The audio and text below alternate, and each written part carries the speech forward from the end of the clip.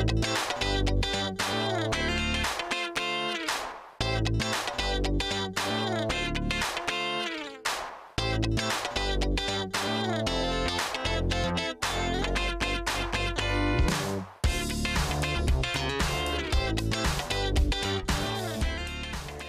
à tous, soyez les bienvenus sur le plateau de C'est le Sud. Alors... Oui Alexandra, alors comme je vous le disais dans l'annonce, on va partir sur la Lune avec un premier livre, La Lune, pourquoi on a décroché, de Lydia Mirjanian et François Haru. Alors Lydia Mirjanian, elle est chroniqueuse radio, je cherchais mes mots, et elle est One Woman Show. Et son mari, François Haru, lui, il est conseiller scientifique. L'union de ces deux personnes a donné un livre décapant et humoristique sur toutes les questions qu'on peut se poser sur la Lune. Alors par exemple, à quoi sert-elle? Il faut savoir que sans la Lune, la Terre aurait son axe d'orientation beaucoup moins étendu, beaucoup plus droit par rapport à l'axe du Soleil, et du coup elle tournerait beaucoup plus vite autour de son axe et la vie humaine ne pourrait pas avoir lieu sur Terre parce qu'il y aurait des variations climatiques beaucoup trop importantes. D'accord, voilà, donc c'est un livre qui se présente sous la forme de questions-réponses, hein. Du coup c'est assez instructif, ce n'est pas du tout un roman pour le coup, mais plus un livre éducatif, instructif.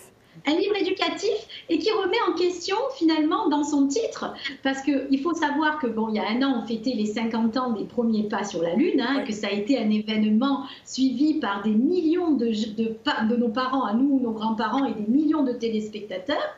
Et puis finalement on se pose la question, on n'en parle plus de cette Lune. Alors qu'est-ce qui s'est passé ? Voilà, parce que je me souviens dans les années 80, il y a des séries qui fantasmaient sur le fait qu'on pourrait un jour aller vivre sur la Lune comme Cosmos 99 ou Star Trek.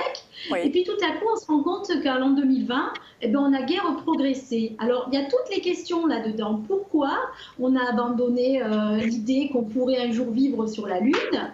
Et quelles sont les énergies que l'on peut exploiter aujourd'hui grâce à cette Lune? Parce qu'il faut savoir qu'elle est riche en hélium-3.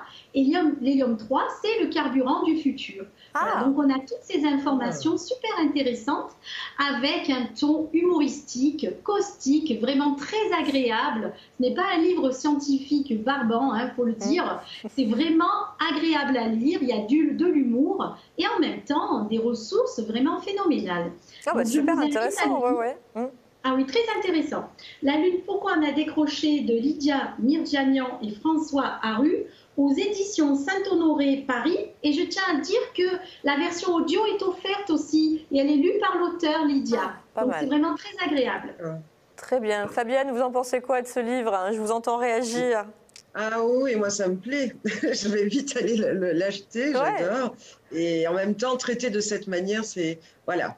Parce que c'est vrai que c'est trop scientifique, on a du mal à d'ailleurs, ça peut être lu aussi par les enfants parce que c'est accessible à tous les publics avec toutes ces infos comme ça qui vraiment nous font plaisir. Parce que moi, j'ai appris la conquête spatiale, passé et à venir. Il y a vraiment des éléments géniaux, vraiment. Bon, très bien, à conseiller donc.